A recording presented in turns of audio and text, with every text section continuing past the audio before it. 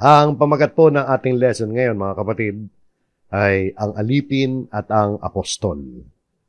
Ang mga version ng Biblia na ating gagamitin ay ang Tagalog ang Biblia at ang King James Version. Ang ating paksa ngayon, mga kapatid, ito ang ating lesson number 1 sa ating panibagong series ng mga aralin na ating gagawin na verse by verse na naman. Dito sa pagkakataong ito, dito sa ang sulat ni Pablo sa mga taga-Roma. So, series ulit ito at ito ang lesson number 1 po natin. Pero mga kapatid, sa pagkakataong ito ay hindi po natin i-commit na every Sunday ay ito ang ating pag-aaralan. Na gaya ng ginawa natin sa Gospel according to John at dun sa aklat ng Revelation. So, hindi every Sunday. Ganito ang topic natin. Maring sunod-sunod pero pasingit-singit yung ibang mga paksa. Kasi medyo kailangan ng masusing pag-aaral dito sa sulat ni Pablo sa mga taga-Roma. Ang pamagat nga ng ating lesson ngayon, mga kapatid, na ang alipin at ang apostol, ito ay hinango natin sa unang talata ng ating mga pangunahing mga talata ngayon. Ang coverage po natin ngayon ay ang chapter 1, verse 1 hanggang 7. So, ito yung pinaka-introduction ni Apostol Pablo sa kanyang sulat. Bago tayo magpatuloy, mga kapatid, nais ko naman bigyan kayo ng ilang simpleng background tungkol sa aklat nito. Kasi ang purpose natin, mga kapatid, sa background ay para mapukaw naman ang inyong interes. Makita ninyo kung gaano ba kahalaga itong sulat ni Pablo sa mga taga-Roma. So, historically, mga kapatid, sinulat ni Apostol Pablo ang kanyang liham sa mga taga-Roma bago matapos ang kanyang third missionary journey. Mga bandang 57 to 59 AD. Mga estimated na petsa lamang yan. Ito ay naganap, mga kapatid, nung isulat niya to mga humigit kumulang sa 25 years pagkatapos ng pagkabuhay ng maguli ng ating Panginoon Kristo. So, matagal-tagal na panahon na rin yun, mga kapatid. At isinulat ni Apostol Pablo to nung siya ay nasa Corinto nung panahong yon. At hindi pa siya nakararating. Take note, hindi pa siya nakararating sa Roma. Pero marami ng mga Kristiyano ron. Sabagat naglalakbay ang mga Kristiyano at lumalaganap ang ebanghelyo. Di ba? Kahit na hindi si Apostol Pablo nangangaral, ay yung mga Christians nangangaral din. Sinishare nila ang gospel. So marami na mga Kristiyano ron at naisipan ni Apostol Pablo na makarating ron. Pero nung sinulat niya to, ay hindi pa siya nakararating. No, nasa Corinto siya noon. At ang sulat ni Pablo sa mga taga-Roma, alam niyo ba mga kapatid dito, ang ikalawang pinakamahabang epistle. Pag sinabi epistle, liham sa Bagong Tipan na binubuo ng 16 na kapitulo at 433 na mga talata. So, ikalawang pinakamahaba sapagat ang pinakamahaba, mga kapatid, yung unang Korinto, lamang lang ng ilang mga talata. Pareho silang chapter 16, pero ang unang Korinto ay 437 na verses. So, lamang lang ng ng ilan? 34, 35, 36, 37. 4 na talata lang. No? So, bukod dito, meron pang ilang mga komentaryo na nais kong i-present sa inyo ukol sa sulat ni Pablo sa mga taga-Roma. Mga komentaryo to na mga sa kasaysayan, yung mga naging tanyag na mga preachers, yung mga matitinong mga preachers to, mga kapatid, at mga theologians, at yung mga Bible scholars. So, pinuri ni Martin Luther. Kilala naman siguro natin si Martin Luther. Siya yung nanguna sa Reformation sa Germany nung pasara na yung Middle Ages. No? Yung panahon ng Reformation na to, kung tawagin sa history. Ang sabi niya, ayon kay Martin Luther, ito ang pangunahing bahagi ng Bagong Tipan at ang perpektong ebanghelyo. Ang ganap na halimbawa na ebanghelyo. Yan ang impression ni Martin Luther diyan. At tinawag yan ng kahalili ni Martin Luther na ang pangalan niya ay Philip Melanchthon. ang sulat sa Roma na ang compendium ng mga ng doktrinang Kristiyano. Ang ibig sabihin ng compendium, mga kapatid, ay isang maikli, ngunit detalyadong koleksyon ng mga impormasyon. Impormasyon tungkol sa doktrinang Kristiyano. So nakita niyo, no, impress na impress yung mga Bible scholars dito. Sinabi rin ni John Calvin, isang tanyag din na reformist to, mga kapatid, na protestante, magaling na preacher ng panahon din, nakapanahonan din nila Martin Luther. Ang sabi niya, yung sulat nito, kapag naunawaan ang sino man, meron siyang talatang nabuksan sa kanya, no? Parang nabubuksan ang kanyang unawa sa buong kasulatan. Makita niyo, no? Parang pag pinag-aralan mo to, talagang malalaman natin ang mga pangunahing mga doktrina at ang lalim nun. Sinabi nga ni Samuel Coleridge, ang pinakamalalim, profound na akda na umiiral. Ibig sabihin, malalim to, mga kapatid. Profound, pag sinabing profound, talagang, itong si Samuel Coleridge, tama pronunciation natin, isang Englishman na kritiko sa panitikan.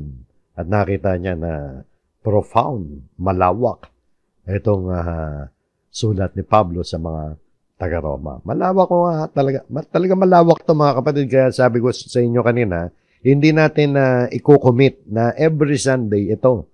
Kasi gusto natin pag-aralang mabuti, huwag tayong magkamali. Di ba? Sa ating mga pag-aaral. Kaya, maring ngayon o maring next Sunday, ito pa rin ang topic, continuation, maring susunod hindi na. O kaya, basta ganun lang ho, mga kapatid. Huwag kayong aasa na every Sunday ito, no? At para maganda na rin, magkaroon ng variation, pagkakaiba, o kung ano man napapanood ng paksa, baka may mga sumingit na mga event, makagawa tayo ng lesson, may turo natin ng Sunday. So, yun po, ito pa yung sinasabi ng iba, na katulad ni Frederick Godet, isang 19th century Swiss theologian to. Yung Book of Romans daw ay tinawag niya na the Cathedral of Christian Faith. Alam mo yung cathedral, yung literal na cathedral, yung dambuhalang simbahan. Pero siyempre, hindi naman literal to. Pero parang nasa loob nito, yung Christian faith talaga. So, yun po, share ko lang po sa inyo para magkaroon tayo ng interest tungkol dito sa ating pag-aaralan. So, basahin po natin, mga kapatid, ang mga pangunahing talata natin sa Romans 1, verse 1 hanggang 7. Introduction to, mga kapatid, pero malaman yung kanyang introduction. Si Pablo na alipin ni Jesucristo na tinawag na maging apostol, ibinukod sa ebanghelyo ng Diyos, na kanyang ipinangako ng una sa pamamagitan ng kanyang mga propeta sa mga banal na kasulatan, tungkol sa kanyang anak na ipinanganak sa binhi ni David ayon sa laman, na ipinahayag na anak ng Diyos na makapangyarihan ayon sa espiritu ng kabanalan, sa pamamagitan ng pagkabuhay na mag-uli ng mga patay, sa makatidbagay si Jesucristo na Panginoon natin. Na sa pamamagitan niya'y tinanggap namin ang biyaya at pagkaapostol at pagtalima sa pananampalataya sa lahat ng mga bansa dahil sa kanyang pangalan. Sa mga ito, kayo naman ay tinawag kay Jesucristo. Sa lahat ninyong nanga sa Roma, mga iniibig ng Diyos, tinawag na mga banal. Sumay niyo nawa ang biyaya at kapayapaang mula sa Diyos na ating Ama at Panginoong Jesucristo. So yun po ang nilalaman ng ating mga pangunahing mga talata. Pag-aralan po natin, mga kapatid, ang unang bungad, si Pablo na alipin ni Jesucristo. Alam natin, ganyan ang estilo ng pagsulat ng araw. Sinasabi mo na agad kung sino ang sumulat. So si Apostol Pablo ang sumulat nito. Diniretso niya, binanggit niya yung kanyang pangalan. At apostol siya dahil mababanggit niya, no? Nabanggit naman niya na tinawag na maging apostol, ibinukod sa ebanghelyo ng Diyos. So pag-aralan natin to, mga kapatid. Yung salitang alipin, no? Sabi rito, alipin. Ano ba alipin? Slave, sa English, servant of Jesus Christ. So alipin ng ating Panginoon Jesucristo. Alam niyo ba, mga kapatid, yung salitang alipin sa Bagong Tipan ay naisulat yan sa limang klaseng wikang Grego. Ay, ibig ko sabihin ito, katulad nito, no? Alipin. Alipin, servant, alipin sa Tagalog na Biblia, servant sa English, minsan slave. Yan po yung 5, mga kapatid. Yung first column, number 1, 2, 3, 4, 5. Second column, reference number, reference yan sa Easord's Strong's New Testament Greek Dictionary. Kaya kahit hindi tayo marunong ng Greek, mga kapatid, naibibigay naman sa pamamagitan ng technology ay may mga reference number yan. Pag tinapat mo yung salita, yung mouse, pag tinapat mo yung mouse sa computer ka, halimbawa, tinapat mo yung mouse, ay pag pinindot mo yon, lumalabas yung Greek word. So ito yung mga Greek word. Ang number 1 ay doulos. Number 2 ay pahis. So yung doulos ang pinakamaraming banggit. 118 na mga talata. Pero 125 beses na nabanggit. Sumunod doon na hindi pala in order to, no? Hindi pala yung in order kung sino yung pinakamarami. 24 yung pahis at 28 naman yung diakonos, iakonos. Yan yung deacon. 30 times na nabanggit. 30 matches, no? At yung oiketes, yung number 4. 4 na beses at 1 beses na teraphon. So, yun ang 1 beses na nabanggit. So, nakita natin, mga kapatid, dulos ang pinakamaraming banggit. At yung ginamit na salita ni Apostol Pablo dito sa Roma 1:1 ay ang salitang dulos. Ano ba ibig sabihin ng dulos? Ang ibig sabihin ng salitang dulos ay, alipin. No? Alipin, servant din. Pero ibang klaseng servant to, mga kapatid. Kung titingnan natin ang ibinigay na meaning ng Bible Dictionary, ang sabi dyan, a slave, alipin. Bondman, yung taong naglilingkod na walang sweldo. Man of servile condition. Anong ibig sabihin ng servile? Ang ibig sabihin ng servile, mga kapatid, ay nangangahulugan na pagkakaroon o pagpapakita ng labis na pagpayag na maglingkod o pasayahin ang iba. So, yan ang dulos, ha? Hindi basta-basta alipin yan. Alipin na naglilingkod siya na gusto niyang masiyahan ang kanyang amo. Di ba? So, slave, number 2 meaning yan. Number 3 meaning, dito tayo halos mamabagsak sa metaphor o makahulugan na salita nito, one who gives himself up to another's will. Those whose service is used by Christ in extending and advancing His cause among men. Kung tatagalogin natin yan, mga kapatid, isa na nagbibigay ng kanyang sarili sa kagustuhan ng iba. Ibinibigay, parang voluntaryo na ibinibigay ang kanyang sarili. No?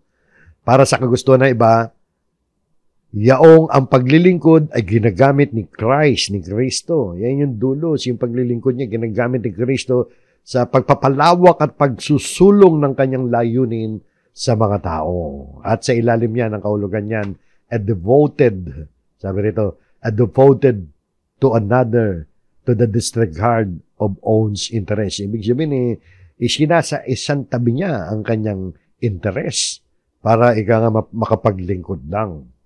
Servant attendant. So yan ang mga kahulugan niya na tandulos sa pagkakagamit ni Apostol Pablo rito sa makatuwid. Ito ay hindi pangkaraniwang alipin. Yung pagiging alipin, mga kapatid, ng Panginoong Hesukristo. Si Pablo raw na alipin ng Panginoong Hesukristo ay hindi yung alipin na napipilitan o punipuwersa lamang na kahit ayaw niya ay sumusunod siya sa kanyang Panginoon. Kasi yung slave talaga, sa isang kahulugan ng slave, whether you like it or not, kailangan sumunod ka. Pero dito ang dulos, hindi yung whether you like it or not. You like it, ika nga. Gusto mo maglingkod. Voluntaryo kang naglingkod. Alam niyo, mga kapatid, hindi lamang si Pablo ang alipin ng Panginoon, kundi ang lahat ng mga Kristiyano na gaya natin, di ba, alipin tayo ng Panginoon. At ang ating pagiging alipin ay hindi tayo napipilitan lamang. Hindi tayo pinupuwersa ng Diyos o ng ating Panginoon sa Kristo para maglingkod sa Kanya. Ginawa natin ang ating paglilingkod, ginagawa natin ang paglilingkod natin voluntarily. Hindi, nag-sign up tayo, ika nga, na maging alipin. Hindi tayo yung hinuli lang, katulad ng mga African noong araw. Noong panahon ng unang panahon, di ba, ginagawa silang slaves.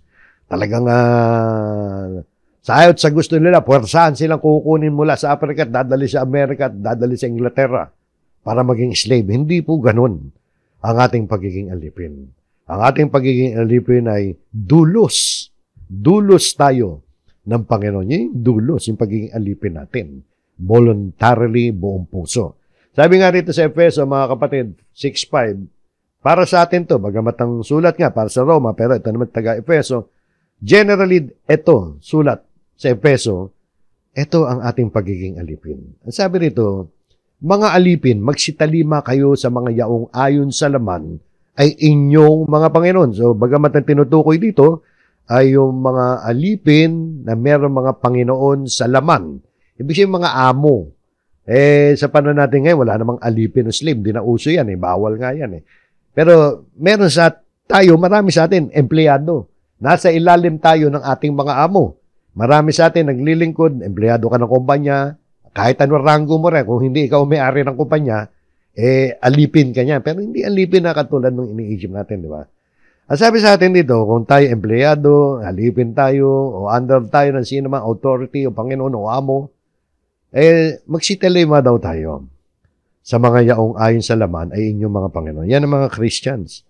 Marunong sumunod sa kanyang amo, kung saan man kayo namamasukan. Mga kapatid, kung ayaw nyo sumunod sa mga amo ninyo, mag-resign kayo dyan. Sapagkat ayaw ng Diyos na maglilingkod kayo sa isang kumpanya na ayaw mo, na hindi ka tumatalima. Bagamat yan, dyan tayo nagsimula sa Panginoon dito sa lupa, pero papunta yan doon sa Panginoon, na Panginoon natin ang Panginoon sa Kristo. Yung paglilingkod daw natin sa mga Panginoon natin, ayon sa laman, dapat daw ay magsitalima tayo na may takot at panginginig sa katapatan ng inyong puso na gaya ng kay Kristo. O ganun pala di ba? Kung paano ka naglilingkod sa Panginoon sa Kristo, ganun ka rin maglingkod sa amo mo. Kasi kung ayaw mo, mag-resign ka rin. No? Pero ang kinukuha natin dito ay yung gaya ng kay Kristo. Ano ba yung alipin na gaya ng kay Kristo? Number 1, tumatalima siya. Number 2, na may takot at panginginig sa katapatan ng inyong puso. So, ganun po. Tuloy pa natin, mga kapatid. Ito yung alipin, ito yung dulos ng Panginoong Jesucristo. Hindi ang paglilingkod sa paningin na gaya ng pagbibigay lugod sa mga tao. So, hindi ka naglilingkod sa Panginoon na gaya ng pinapaboran mo lang ang ilang mga tao. Kundi, bagkus, gaya ng mga alipin ni Kristo. Ito yung alipin ni Kristo na ginagawa mula sa puso ang kalooban ng Diyos. Ganon ang alipin ni Kristo. Hindi yung napilitan lang na puwersa, kundi ginagawa natin mula sa puso ang kalooban ng Diyos. Maglingkod na may mabuting kalooban na gaya ng sa Panginoon at hindi sa mga tao. So malinaw yan, mga kapatid. Malinaw pa. Maliwanag pa sa sikat ng araw yan. Si Pablo na alipin ni Jesucristo. Na si Pablo, mga kapatid, ay dulos ang pagkakabanggit yan. Voluntaryo, dahil nananampalataya siya, kaya naging alipin siya ng Panginoon. Yun ang kasarapan, mga kapatid, na tayo mga alipin ng Diyos. Kaysa maging alipin ka ng iba, o alipin ka ng kasalanan, alipin ka ng sanlibutan. Dito, mga kapatid, yung pagiging alipin natin sa Panginoon ay resulta ng ating pananampalataya at pag-ibig ng Diyos sa atin, kaya natuto rin tayong ibigin ng Panginoon. Naging alipin ngayon tayo. So, ganyan tayo, mga kapatid, naglilingkod tayo, hindi para paboran ng ibang mga tao. Naglilingkod tayo sa Panginoon, dumadalo ka sa pagtitipon, dumadalo ka sa pagsamba, nagiging aktibo ka sa church, hindi dahil pakitang tao lamang, kundi mahal mo ang Panginoon at ikaw ay nananampalataya sa Kanya. So si Pablo, na alipin ni Jesucristo, na tinawag na maging apostol. So ano ba ibig sabihin ng apostol, mga kapatid? Sa Greek word ng salitang apostol, ang sabi rito, apostolos. Ano ibig sabihin ng apostolos? Isang delegado partikular na isang ambassador ng ebanghelyo. Yan yung apostol, ambassador of the gospel. Opisyal na isang commissioner ni Kristo, apostol. Ibig sabihin na apostolos, yung ginamit ni Apostol Pablo, na may mga mahimalang kapangyarihan. O, di ba yung mga apostol, ganon? Apostol, mensahero, yung mga trabaho yan. Siya na sinugo. So, bukod sa pangangaral ni Apostol Pablo, si Pablo, apostol. So, meron siyang kapangyarihan, meron siyang mahimalang kapangyarihan, mensahero siya ni Kristo, commissioner siya ni Kristo. Alam niyo mga kapatid, tingnan natin pagiging apostol ni Pablo, no? Bukod sa pangangaral ebanghelyo ni Pablo sa Israel, ay ibinukod si Pablo para mangaral din sa mga hentil. Ano ito? Itong babasahin natin sa susunod na talata. Ito yung talata na sa simula pa lang ng conversion ni Apostol Pablo, hindi pa siya nangangaral dito. Ito yung nabulag siya. Sa kanyang paglalakbay papunta doon sa daan patungong Damascus, ay nagpakita sa kanyang Panginoon, nabulag siya. Kasi nanguusig siya dati sa Panginoon, pero tinawag siya ng Diyos. Sabi rito sa 9:15. Eto, sa simula pa lang ng kanyang conversion, nagsasalita rito ang Panginoon at ang kausap niya si Ananias. Si Ananias ang ginamit na kasangkapan ng Panginoong Jesucristo para padilatin ang mata ni Pablo at siya'y bautismohan. Sabi rito ng Panginoon, dapat sinabi sa kanya ng Panginoon, pumaroon ka, sabi niya kay Ananias, sapagkat siya'y sisidlang hirang sa akin. Si Pablo magiging chosen vessel ng Panginoon upang dalhin ang aking pangalan sa harapan ng mga hentil at ng mga hari at ng mga anak ng Israel. So yan ang purpose niya, mangaral sa mga hentil, sa mga hari at sa mga anak ni Israel. 9:15 yan, lumipas pa mga panahon mga kapatid. Nung si Pablo, na-convert na nga dyan si Pablo, nung si Pablo ay nasa Antioquia na, pagkatapos ng ilang mga taon, ay nagsimula ng ibukod si Pablo. Kasama niya si Bernabe ng panahon na yun para sa gawaing itinawag sa kanila. May special mission sila eh. Dito nagsimula yan mga kapatid. Doon sa Antioquia. Sa Antioquia to, nasa labas ng Israel to. Nasa sakop na ng Asia Minor yan.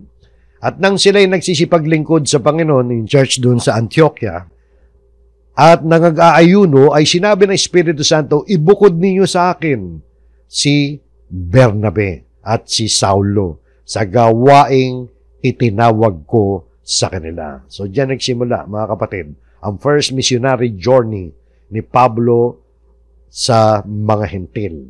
Kasama niya si Bernabe. So mula diyan mga kapatid, sa tagubilin ng Espiritu Santo ay matagumpay na ipinangaral ni Pablo ang Ebanghelyo sa mga hentil.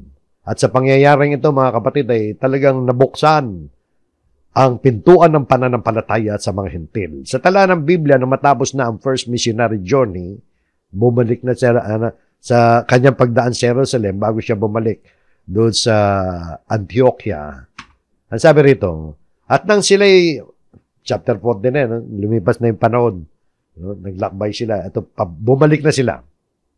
At nang sila'y magsidating at magtipon na ang iglesia, ay isinaysay nila ang lahat na mga bagay na ginawa ng Diyos sa kanila at kung paanong binuksan niya sa mga hentil ang pintuan ng pananampalataya. So, sa Antioquia na rin yan, matapos ang first missionary journey ni Pablo. Kasi kung titingnan niyo yung mapa at saka sa history ng mga gawa, sa Antioquia siya nagsisimula ang missionary journey. Pag ikot niya sa Asia Minor, dadaan siya sa Jerusalem, then papunta sa Antioquia. So yan, ibinukod. Si Pablo bilang apostol ay masasabing apostol ng mga hentil. Yung Asia Minor, mga hentil yan, mga kapatid. So yung mga apostol na original, mga kapatid, ay sa Jerusalem sila noong panahon na yun. Pero si Pablo umiikot doon sa Asia Minor na tinatawag. Tingnan nyo, ang sabi ni Pablo, apostol siya kasi ng mga hentil. Sa Roma 11:13, dapat nagsalita ako sa inyong mga hentil. Palibhasay ako nga'y apostol ng mga hentil. Ay niluluwalhati ko ang aking ministeryo.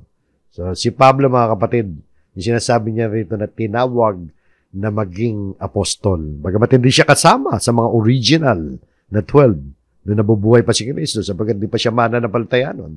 Pero direktang tinawag ni Jesucristo si Pablo para maging apostol niya. Kaya yung apostol, mga kapatid, ilan-ilan lang yan. Ngayon, sa panahon natin ngayon, wala namang apostol.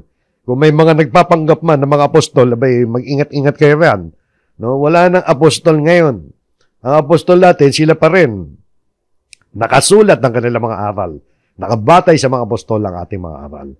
Eh, mga apostol talaga merong mahimala na kapangyarihan at direktang merong revelation sa Panginoon. Si Pablo, kinakausap ng Panginoon yan. At direkta niyang binibigyan ng instruction. Ngayon, yung mga nagpapanggap na mga apostol ngayon, mag-ingat kayo dyan. Kung sa inyo, hindi na ako makikinig sa kanila pag nag-declare sila na sila'y apostol. Tapos na, wala na apostol ngayon. So, yung mga kapatid, tandaan yan. Limitado lang yan. Kaya Pablo lang yan. At sabi pa rito, mga kapatid, ibinukod sa ebanghelyo ng Diyos. Ibig sabihin lamang yan, mga kapatid, nagpapakita yan na mula doon sa dating kalagayan, iniwalay siya ng Diyos. Dati ba siyang Dati siya masigasig na pariseo. Nanguusig ng mga mananampalataya. Doon nga siya, tinawag, papunta siya Damasco noon para aresto yun ng mga mananampalataya kay Kristo. Pero doon tinawag si Apostol Pablo. So, mula ron, dinala siya sa ebanghelyo ng Diyos. Yung salitang ebanghelyo, mga kapatid, sa Greek word niyan ay, euangelion. Euangelion, no? Ang ibig sabihin niyan a good message, that is the gospel. Isang mabuting mensahe. Yun ang ebanghelyo na tinatawag. At ang mabuting mensahe, ano ang mabuting mensahe? Si Kristo ay ibinigay ng Diyos para tayo maligtas. So, ibinukod siya sa ebanghelyo, sa gospel. Separated unto the gospel. Sineparate siya para magtungo sa ebanghelyo. Yung ebanghelyong yan, na kung saan ay ibinukod si Apostol Pablo, yan, mga kapatid, na ang sabi nito, ibinukod sa ebanghelyo ng Diyos na kanyang ipinangako ng una sa pamamagitan ng kanyang mga propeta sa mga banal na kasulatan. Yan yung gospel, mga kapatid. Ipinangako yan. Pagkaralan natin yan sa ebanghelyo ayon kay Juan. Pinatutunayan palagi ni Juan sa kanyang sulat sa ebanghelyo ayon kay Juan na itong ating Panginoon Jesucristo, yan yung mabuting balita ng kaligtasan na ipinangako ng Diyos noong una sa pamamagitan ng mga propeta sa mga banal na kasulatan noong panahon pa ng Old Testament. Yung mga banal na kasulatan niya, yung mga kasulatan noong panahon ng Old Testament. Na ang sabi rito, ano ba laman ng ebanghelyo na ipinangako ng una? Yung sumunod na verse, tungkol sa kanyang anak. Yan ang laman ng ebanghelyo. Yan ang sentro ng ebanghelyo. Ang ating Panginoon Jesucristo. No? Tungkol sa kanyang anak na ipinanganak. Teka, lumipat. Tama. Na ipinanganak sa binhi ni David. Ipinanganak sa binhi ni David. Importanteng banggitin ni Apostol Pablo na itong kanyang anak na si Jesucristo, siya yung sentro ng ebanghelyo. Ipinanganak yan sa binhi ni David. Alam niyo, mga kapatid, yung mga salitang yan ipinanganak sa binhi ni David. Sapagkat, kaya nabanggit ni Pablo yan, sapagkat yan ang isa sa mga pangunahing tanda na yung Mesias, yung pinangako sa Old Testament, na darating, na ipinangako sa banal na kasulatan, ay dapat manggaling sa linya ni David. Kaya alam niyo, pag nagbasa kayo ng Mateo, minsan tinatamad yung mga tao magbasa ng Biblia. Pagbukas nila ng unang kapitulo ng Mateo, ano nakasulat doon sa chapter 1? Genealogy ng ating Panginoon Jesucristo. Magmula doon sa panahon pa ng Old Testament, na anak ni anong gano'n, naging anak ni ganito, naging anak ni... Kasi pinatutunayan ni Mateo na ito nga si Kristo na kanyang ikinakwento sa kanyang aklat, siya nga ay galing sa binhi ni David. Napakaraming mga talata na isinulat tungkol dyan. Sapagkat kailangan matupad ang kasulatan na yung magkiklaim na Mesias ay dapat nasa linya ni Haring David. Ito yung mga kasulatan, mga kapatid, din natin babasahin. No? Mula Lucas, Mateo, no? At sa John, at sa ikalawang Timoteo. Ilang beses, mga banggit yan na siya'y anak ni David. Pag binasa niya, siya Screenshot nyo na lang, mga kapatid. No?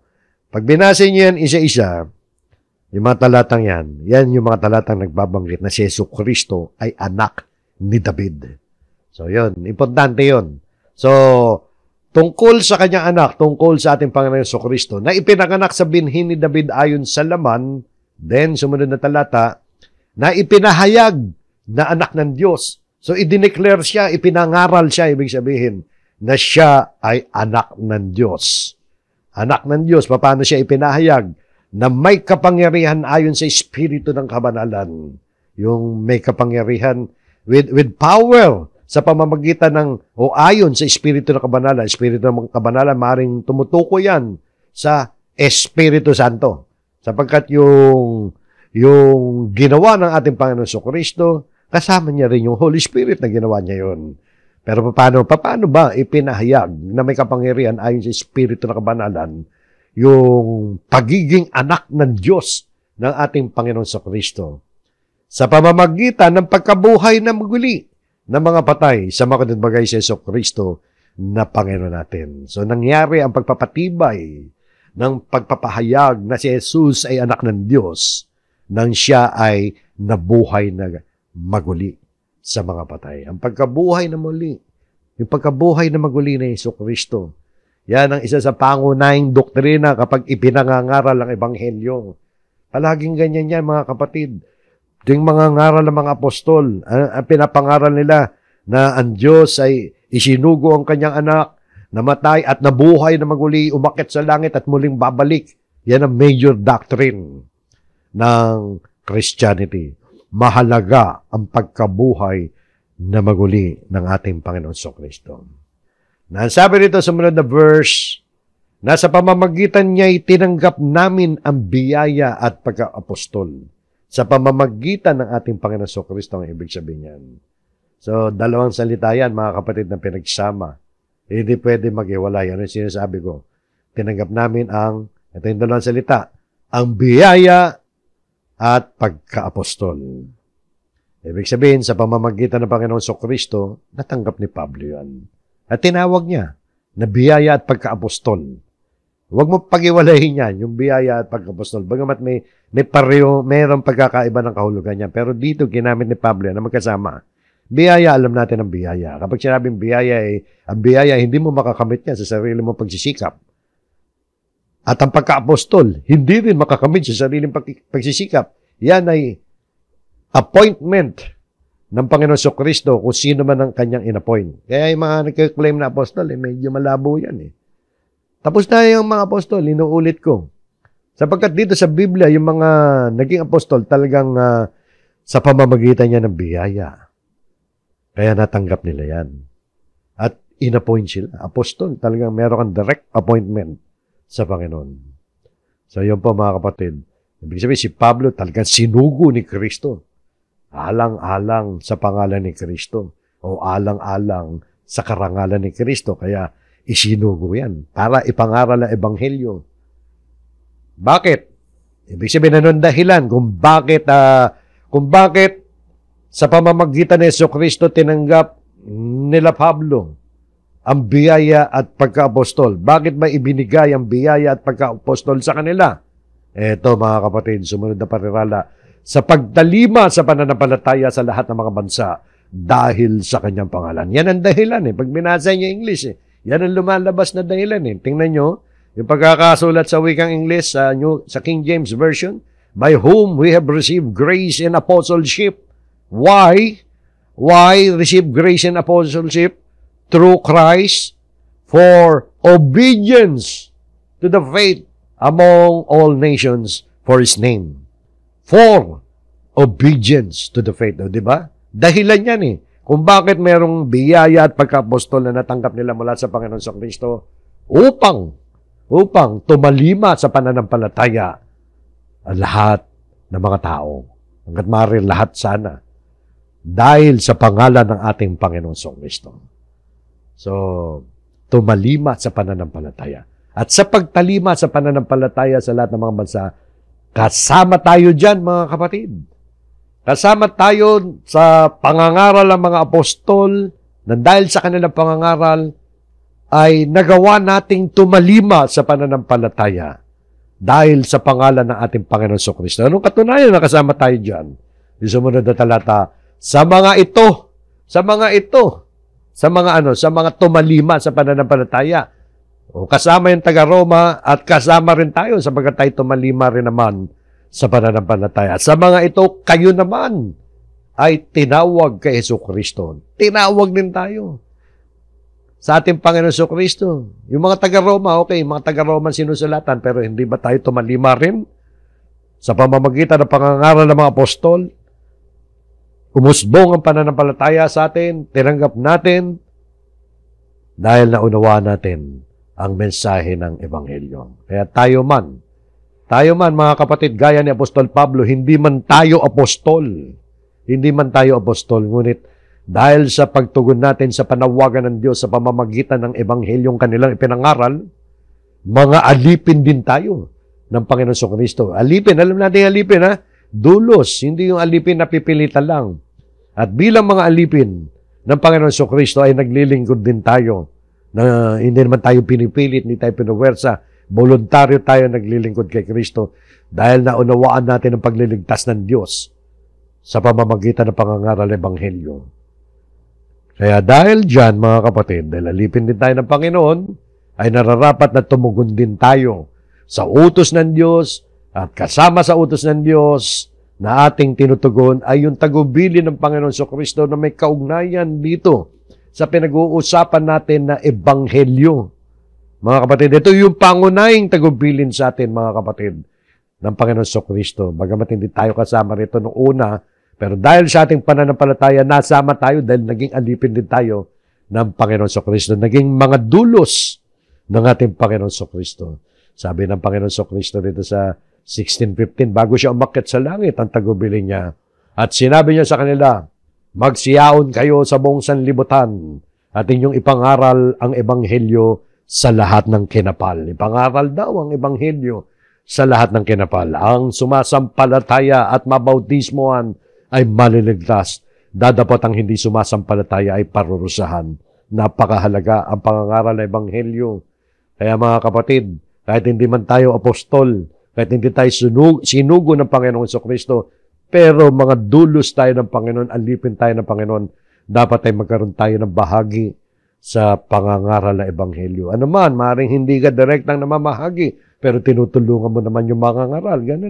Ganun ang sistema sa church, mga kapatid.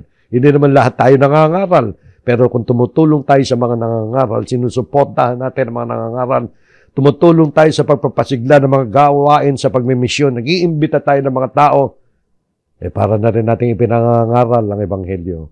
Isinishare natin itong mga gawain natin dito sa social media, para na rin tayong nangangaral ng Ebanghelyo. So, importante mga kapatid. Dapat tayo sa mga ito, kayo naman. Yung mga nagsitalima yan, di ba kayo naman ay tinawag kay Jesucristo. Tinawag din tayo sa ating Panginoon Jesucristo. At sa ulit talata natin, mga kapatid, ng ating coverage dito sa Roma 1:7. Tingnan nyo mga kapatid.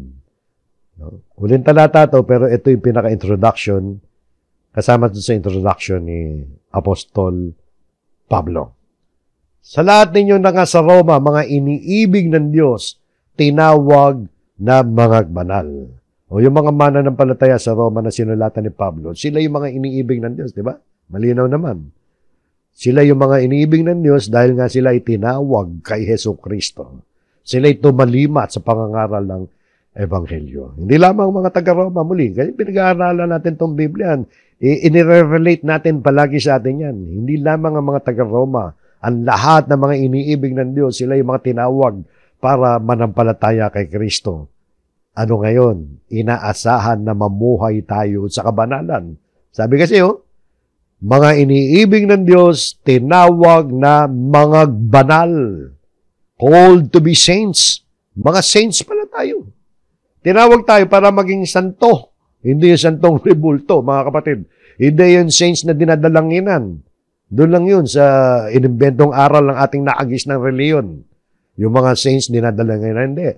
Dito yung mga saints, mga kapatid, sa Biblia, sa Bagong Tipan, Ang tinatawag na mga banal sa Biblia, yung mga iniibig ng Diyos, tinawag kay Jesucristo sa makatuwid, yung mga sumasampalatayan tunay sa ating Panginoon Jesucristo, mga saints. Pag sinabing saints, kalimutan nyo yung naagis na nating saints na dinadalanginan. Hindi ganun yun, mga kapatid. Inimbentong aral lang yun. Pag ikaw ay tinawag ng Diyos, iniibig ka ng Diyos, inibig ka ng Diyos, tinawag kang mga banal. Called to be saints. So, nakita niyo, no? So, magpakabanal tayo sa buhay natin, mga kapatid. Ano ibig sabihin, no? Paano tayo magpapakabanal? Sundin natin, tuparin natin ang mga kalooban ng Diyos na natututunan natin mula sa kanyang mga salita sa araw-araw ng ating pamumuhay. Tulungan nawa tayo ng Panginoon sa ganyang bagay. At tutulungan tayo. Hindi natin magagawa yan sa sarili natin, kaya tayo nakadepende sa pagtitiwala natin sa Panginoon. At sa huling pariralan, sabi rito, sumainyo nawa ang biyaya at kapayapaang mula sa Diyos na ating Ama at Panginoon Jesucristo. Gaya din ng ibang mga pagbati, di ba? Itong si Pablo, ganyan bumati, maging si Pedro at si Juan, na pag-aralan natin sa ikalawang 1, may dagdag lang si Juan, no? Ina-emphasize niya yung Panginoon Jesucristo, ang anak ng Diyos. Kung naalala niyo yun. Pero pare-pareho halos sila ng pagbati. No? Yan yung kanilang inaasam-asam. Pinaka-prayer nila. Parang basbas nila yan. No? Parang ganyan. No? Na nais nila na yung biyaya at yung kapayapaan mula sa Diyos na ating Panginoon Jesucristo ay nasa atin palagi. So, ito po ang isang magandang pasimula ng sulat ni Pablo sa mga taga-Roma. Na may layunin ito, mga kapatid, sa pag-aralan natin mabuti ito. Huwag kayong huwag kayong sabihin na, naku, yan na naman tayo, serious na naman. Alam nyo, marami tayong natutunan kay Juan, ha? Dahil sa natutunan natin kay Juan, inaasahan natin na hindi tayo maililigaw ng mga false teachers. At naanuwa natin yung lalim ng pananampalataya kay Kristo. Ito, mga kapatid, pagpapatuloy rin to. Itong aklat sa mga sulat sa mga taga-Roma, talagang ang layunin nito ay ituro ang mga pangunahing doktrina ng Kristyanismo. Kaya abangan ninyo, maaaring hindi sa linggo, pwede rin sa linggo, depende sa pag-aaral na gagawin ng tagapagturo. Hindi lang naman ako nag-aaral niya, mga kapatid. Marami kami nag-aaral niyan. So, sasalain natin mabuti ito. So, yun po, mga kapatid, ang ating aralin sa pagkakataon ito. Diyan po tayo natatapos. Yan po yung simula pa lang ng sulat ni Pablo sa mga taga-Roma. At nakita natin dito, mga kapatid, na sa pasimula ng sulat ni Pablo sa mga taga-Roma ay itinatayo na niya agad bilang premise, pangunahin o introduction niya, nililinaw ni Pablo yung pinakapundasyon ng lahat ng kanyang sasabihin pa sa sulat. Ang pundasyon ng lahat ay ang Ebanghelyo, ang mabuting balita ng Diyos sa kaligtasan para sa kaligtasan ng sanlibutan. Si Kristo, pananampalataya kay Kristo. Ang ganda ng umpisa niya, no? Talagang inilalatag niya, dito lang tayo, ha? Dito tayo sa Ebanghelyo. At makikita niyo sa mga susunod na pag-aaral, lalalim ang ating pangunawa sa Ebanghelyo na itinuturo rito sa mga taga-Roma. So hanggang dyan, mga kapatid, pagpalain nawa tayong lahat ng Panginoon. At naway, mga kapatid, huwag kayong magsasawa hanggang sa susunod na pagkakataon. God bless po.